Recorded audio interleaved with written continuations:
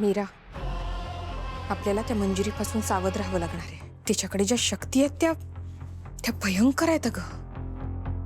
ते सगळं काय होतं? ती मला खेचणारी दोरी, ती पेटी, तिथे तर माझी शक्ती काम करत नव्हती. बरं, तुझ्या गजऱ्यातून येणारा विंचू वगैरे, हे सगळं भयानक आहे, हे विचित्र आहे सगळं. ताई, मला एक गोष्ट कळत नाहीये अगं. कोणती? ताई, आजीने सांगितलं होतं की मंजिरी पहिला हल्ला करेल आणि त्यानंतर आपल्याला त्यातून मार्ग दिसेल. पण हो मीरा, पण या हल्ल्यातून मला तरी कुठलाच मार्ग सापडला नाहीये. तुला कुठला मार्ग सापडला का? अगं ताई, मी तुला हेच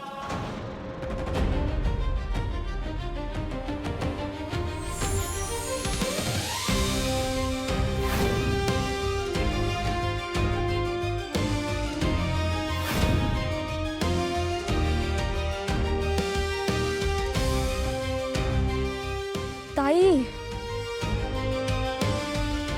आपल्या हातात जेव्हा एकमेकींचा हात होता तेव्हा मंजिरीच्या शक्ती काम करत नव्हत्या.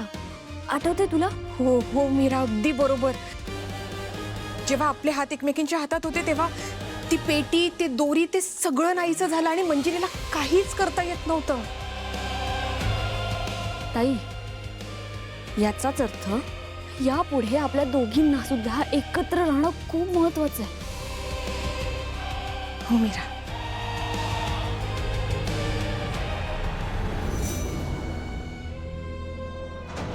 ताई, वेदाचे बाबा खूप टेन्शन मध्ये दिसले.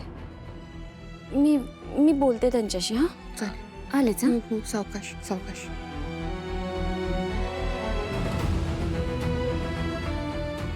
मीरा म्हणाली ते खरं आहे. आम्ही दोघी जर एकत्र असलो तर मंजिरीच काय, कोणीच आम्हाला काही करू शकणार नाही.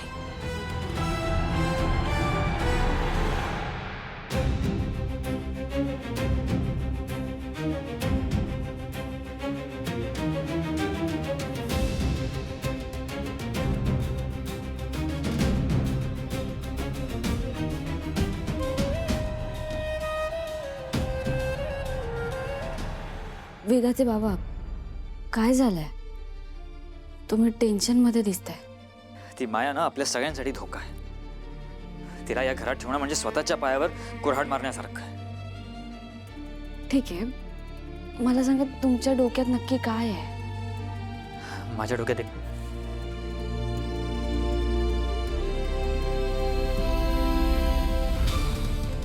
विचार आला होता की आपण काहीच करू शकत नाही. म्हणजे आता नर्मदा आत्या यात इन्व्हॉल्व्ह झाली आहे आणि गोष्टींचा अजूनच गुंता झालाय. सो